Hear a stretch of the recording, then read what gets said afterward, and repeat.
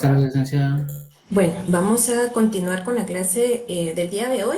Como les había indicado el día lunes, pues ya estamos en las últimas clases respecto al segundo parcial que nos toca la siguiente semana. Y pues hoy vamos a continuar aprovechando el tiempo para finalizar con el proceso de ejecución en la vía de apremio, que ya habíamos iniciado a conocer un poquito el día lunes. Específicamente, yo creo que pues ya en las anteriores clases hemos estado abordando algunos aspectos fundamentales, conceptos y presupuestos de ejecución, ¿verdad? Los presupuestos para los procesos de ejecución que pues ahora en el proceso per se y en las etapas del juicio ejecutivo en la vía de apremio, pues cobran un poco de relevancia, como les explicaba el día lunes. El día lunes ya empezamos, ¿verdad?, a ver un poco cómo se va a llevar a cabo, ¿verdad? Cuáles son esas fases y esas etapas que conlleva el proceso de ejecución en la vía de apremio. Y pues brevemente vamos a hacer un repaso de lo que habíamos estado hablando el día lunes, porque sí es importante que conozcamos y sepamos, ¿verdad? Y tengamos presentes cada una de estas etapas para poder también aplicarlos. Más adelante lo vamos a ver en lo que es el juicio ejecutivo, ¿verdad? Entonces, hablábamos el día lunes un poquito sobre el proceso, la etapa inicial del juicio, del proceso de ejecución en la vía de apremio, en el que primero hablábamos respecto a la procedencia, en donde teníamos que analizar el artículo 294, que nos establece específicamente los títulos descritos que ya hemos abordado ampliamente en las clases anteriores respecto a la naturaleza de estos títulos como títulos privilegiados, ¿verdad? Que la característica que hablábamos el día lunes es que debe llevar aparejada la obligación de pagar una cantidad de dinero líquida y exigible, ¿verdad? Esto quiere decir que, según lo establecido en el artículo 294, tenemos 8 títulos sobre la base del cual nosotros podemos requerir y plantear el proceso de ejecución en la vía de apremio, que también ya hemos analizado vastamente, ¿verdad? El tema de la eficacia de estos títulos y la importancia que es analizar previamente al entablar la demanda si estos cumplen con el requisito de eficacia, ¿verdad? Es decir, si está contemplada la fuerza ejecutiva de estos títulos al momento de plantear la demanda. Y ya vimos en el artículo 296, igual en el esquema que les compartí, pues hago el recordatorio, ¿verdad?, de lo importante que es analizar cuál es la fuerza ejecutiva y cuándo pierde fuerza ejecutiva los títulos que llevan aparejada una obligación simple, ¿verdad? Es decir, aquellos títulos que no tienen establecido, que no recaen per se sobre un patrimonio particular, ¿verdad? Que hablábamos que pueden ser aquellos títulos que, si bien tienen una cantidad líquida y exigible, van a recaer, o nosotros vamos a presentar la demanda pretendiendo, ¿verdad?, que se recaiga sobre un patrimonio general que no se tiene prevista previamente, ¿verdad? Y esos títulos dijimos que pierden eficacia por el transcurso de 5 años, ¿verdad?, desde el momento en que fueron expedidos, o que pues la obligación que traen queda firme. Y por el contrario, si estamos hablando de aquellos títulos que se encuentran garantizados por prenda o hipoteca, que son lo que habíamos ya analizado anteriormente, conocidos como el patrimonio específico, estos van a perder su fuerza ejecutiva por el transcurso de 10 años una vez hayan sido, a partir de la fecha en que hayan sido expedidos, ¿verdad? Entonces, primer elemento que tenemos que analizar.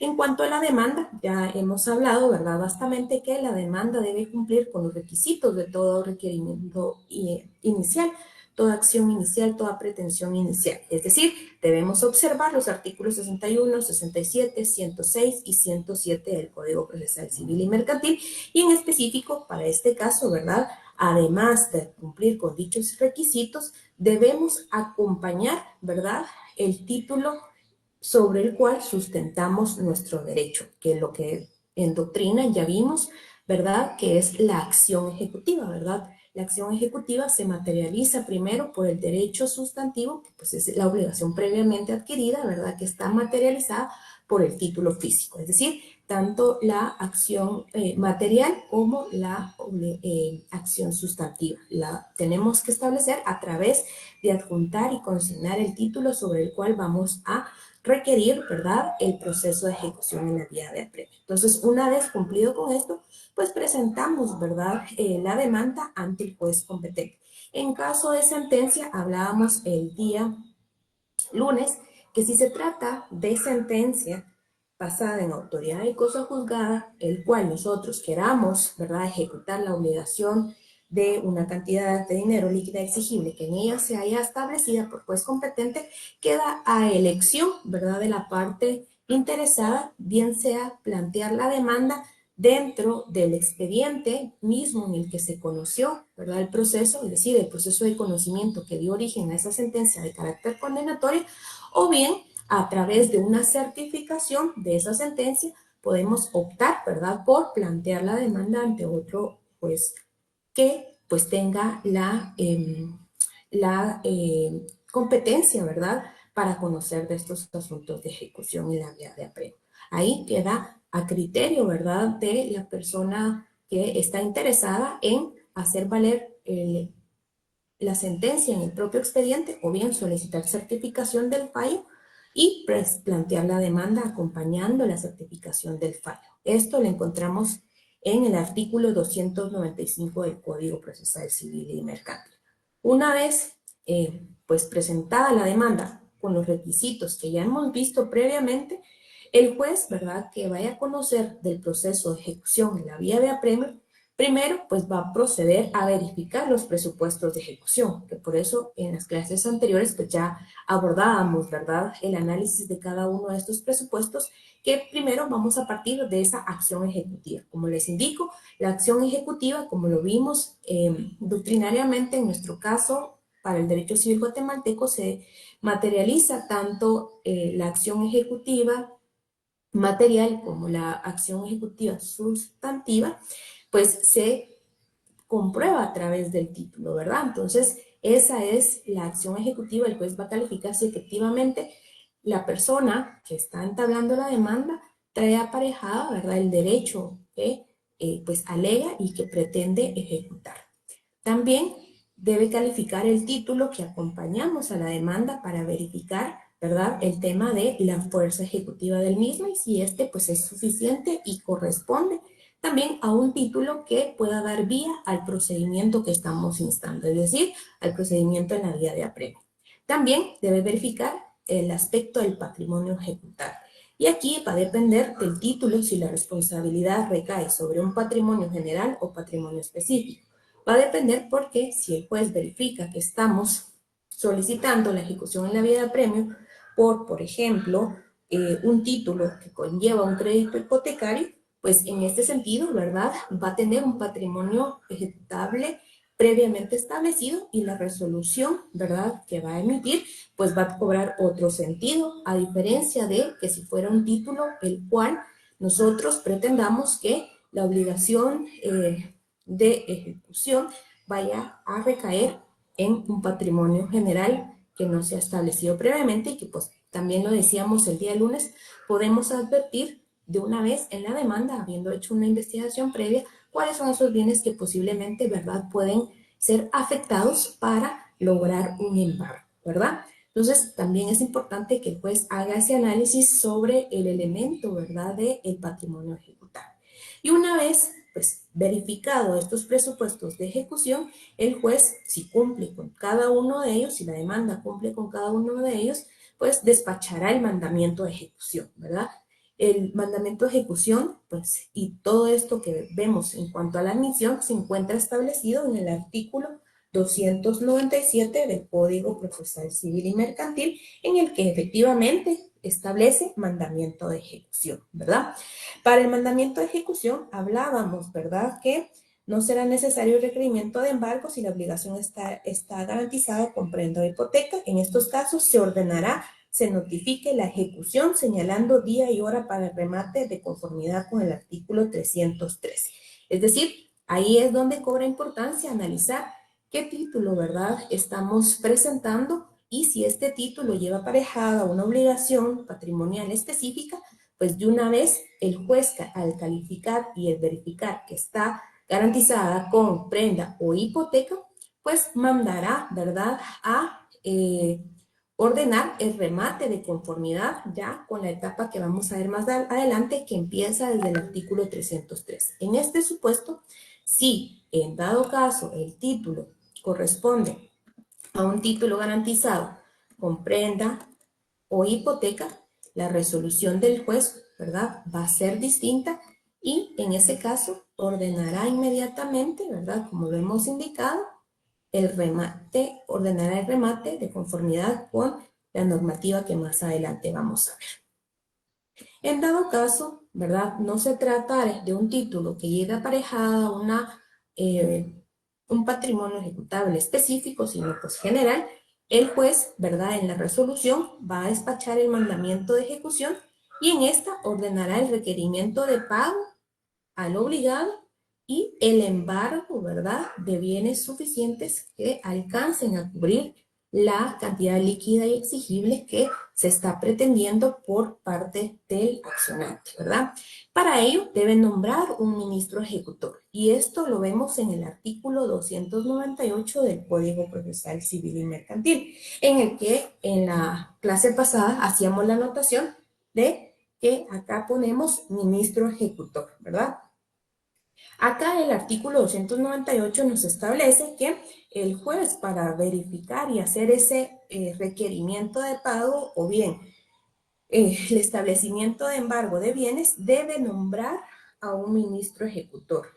Es decir, se debe designar un notario, el primer supuesto, si lo pidiere la persona ejecutante, es decir, si la persona interesada solicita que este ejecutor sea un notario, lo debe nombrar y el juez, pues, previamente a designarle el cargo, pues va a ordenar el nombramiento como ministro ejecutor para que éste sea quien requiera de pago o bien realice el embargo de los bienes que puedan ser suficientes para cumplir la obligación. El segundo supuesto, y que generalmente se da, es que el ministro ejecutor pueda ser uno de los empleados del juzgado y este va a ser quien vaya a realizar el requerimiento, el embargo o el secuestro en su caso, ¿verdad? Entonces, tenemos dos supuestos en cuanto al ministro ejecutor. Primero, puede ser un notario. Segundo, ¿verdad?, puede ser uno de los empleados del juzgado quien ejerza esta función de ministro ejecutor. Nos establece también el artículo 298 que la función del ministro ejecutor va a ser, ¿verdad?, una vez que tenga el mandamiento de ejecución, es decir, esa resolución del juez donde admite la demanda, donde manda a despachar el mandamiento de ejecución, él se la va a llevar, se la va a notificar, ¿verdad?, a la persona ejecutada y este debe verificar que pues la persona se encuentre o se le haga este requerimiento de forma personal. Aquí es en donde cobra relevancia y era lo que decíamos, ¿verdad?, que la notificación debe ser personal, ¿verdad? Y el requerimiento de pago, así como en su caso el aviso de embargo, debe ser realizada por el ministro ejecutor de forma personal.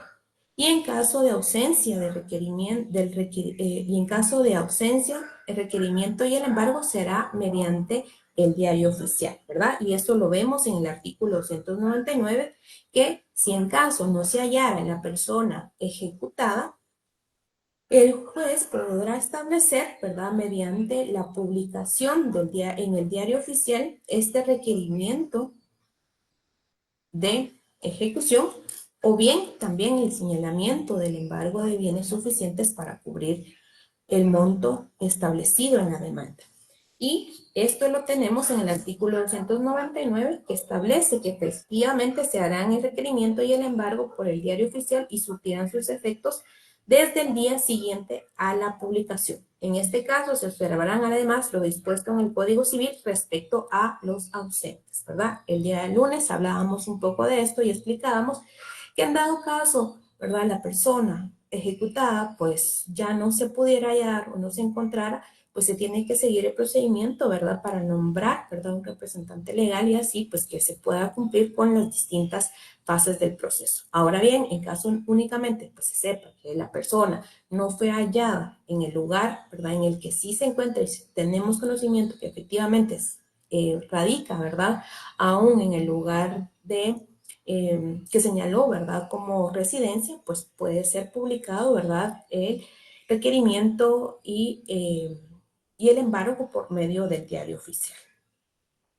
Después hablábamos que pues, de esto se deriva que una vez hecho el requerimiento, el demandado pues puede asumir ciertas actitudes. La primera de ellas, ¿verdad? Y la más idónea sería que el demandado, una vez el ministro ejecutor le requiera de pago, pues pueda hacer efectivo, ¿verdad? Dicho pago, y esto nos daría pie a que ahí finalizara el proceso, ¿verdad?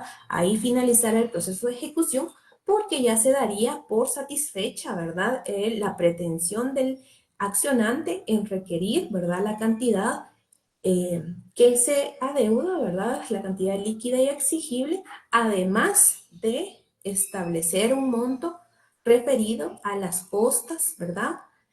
Procesales que deben sumarse a la cantidad inicial requerida y que el obligado está obligado a cumplir. Si pasa esto, pues ya el Código Civil nos remite al artículo 300 y establece que se da por terminado el procedimiento. Y en el mismo sentido, el artículo 322 nos establece que en este caso se pueden, ¿verdad?, rescatar los bienes que en su caso el deudor o los bienes, los dueños, el deudor o el dueño de los bienes, en su caso tiene derecho de salvar de la venta mientras no se haya otorgado la escritura traslativa de dominio. Es decir, también podemos establecer que como efecto del fin del proceso, en dado caso que se tratara de una obligación garantizada con plena hipoteca, pues se puede establecer que uno de los efectos del fin del proceso, pues también es liberar y levantar esos bienes que hayan sido, ¿verdad?, consignados para garantizar la obligación correspondiente. Y esto daría fin al proceso. Otra de las actitudes del demandado, pues puede ser la presentación de excepciones, ¿verdad? Y como veíamos el día lunes, y ya lo hemos hablado anteriormente, en este caso solo es permitido aquellas excepciones que destruyan la eficacia del título, ¿verdad? Y que se deben presentar por el demandado, el ejecutado, dentro del tercer día de ser requerido o notificado, ¿verdad? O publicado el requerimiento en el diario oficial. Dentro de esos 3 días, el ejecutado puede presentar aquellas excepciones que destruyan la eficacia del título. Y si se presentaran las excepciones, el juez, ¿verdad?, va a calificar y se va a resolver estas excepciones por la vía de los incidentes. Y esto no lo establece el artículo 296 del Código Procesal Civil y Mercantil. En el caso de presentar excepciones, estas se van a tramitar por la vía de los incidentes. Artículo 296, último párrafo, ¿verdad? Y aquí también hay que hacer la anotación en el artículo 296, y lo hablábamos en la última clase, en donde dice incidentes, pues referir el procedimiento que establece la ley del organismo judicial en sus artículos 138 al 140. Esa era otra de las anotaciones que hacíamos el día lunes. Una vez resueltas las excepciones, en dado caso se declaren sin lugar, ¿verdad? Se procede a la siguiente fase, que también coincide si el demandado decidiera no pagar, ¿verdad? Si decidiera no pagar y además presentar excepciones, ¿verdad?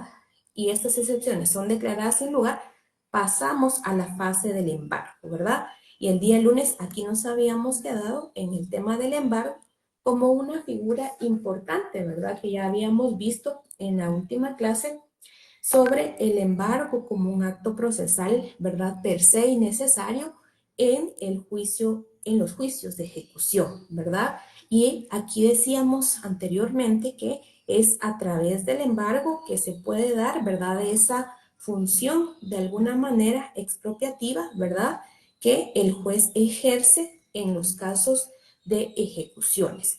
Y dábamos ya en las diapositivas pasadas una definición sobre esta figura específicamente aplicada a los juicios de ejecución, y la veíamos como una figura de gran importancia dentro del proceso y como un acto procesal, ¿verdad?, cuyo acto de instrucción a través del cual se materializa la afectación al patrimonio del deudor, es decir, se materializa la ejecución expropiativa y su finalidad es proporcionar al juez bienes de carácter físico que le permitan realizar su decisión dentro del proceso de ejecución. Esa era la definición que dábamos en su momento del embargo como una figura específicamente dentro de los juicios de ejecución procesal de importancia, ¿verdad? Y según el artículo 298, nos establece que el embargo lo debe realizar, ¿verdad?, una vez realizado por el ministro ejecutor, pues se deben realizar sobre los bienes que alcancen a cubrir, ¿verdad?, la cantidad líquida exigible que se pretende por el demandante. También hablábamos que el artículo 301 nos establece, ¿verdad?, que el acreedor tiene el derecho de asignar los bienes en que haya de practicarse el embargo, pero el ejecutor no embargará sino aquellos que a su juicio sean suficientes para cubrir la suma por la que se decretó el embargo, más un 10% para la liquidación de costas, ¿verdad? Entonces, hablábamos que si bien es cierto, nosotros al plantear la demanda podemos referir en esta demanda que existen o que tenemos conocimiento de que existen bienes, por ejemplo, propiedades que corresponden al deudor y que, por ejemplo, pueden ser 3 propiedades y mencionábamos un ejemplo en la clase pasada que, por ejemplo, pueden ser 3 propiedades valoradas en 1 millón cada uno, pero la acción ejecutiva que nosotros estamos planteando mediante el título lleva aparejado una obligación, por ejemplo, de 150,000 quetzales, ¿verdad? Bien, nosotros podemos proponer, ¿verdad?, esta cantidad como acreedores, es decir, que el embargo sea practicado en estos 3 inmuebles. Sin embargo, el ejecutor no va a embargar sino aquellos, ¿verdad?, que a su juicio, según las constancias que se verifiquen, sean suficientes para cumplir la suma. En este caso, el ejecutor pues va a establecer, en el caso que mencionábamos de ejemplo, pues únicamente solo uno de los bienes inmuebles, porque pues es suficiente, ¿verdad?, para cubrir la cantidad que se está exigiendo más un 10% de costas. En ese sentido, es importante que analicemos que el embargo, ¿verdad?, debe ser analizado, si bien es cierto, planteado como propuesta de los bienes que pueden ser afectos de embargo. Sin embargo, quien toma la decisión de la cantidad y los bienes que pueden ser afectados por el embargo va a ser el ministro ejecutor, ¿verdad? Asimismo, veíamos que el artículo 306, recordábamos que ya hemos hablado también al respecto, que tenemos que tener presente que van a haber bienes que no pueden ser embargados. Y hacíamos, ¿verdad?, el repaso ya varias veces sobre estos bienes que están descritos en el artículo 306.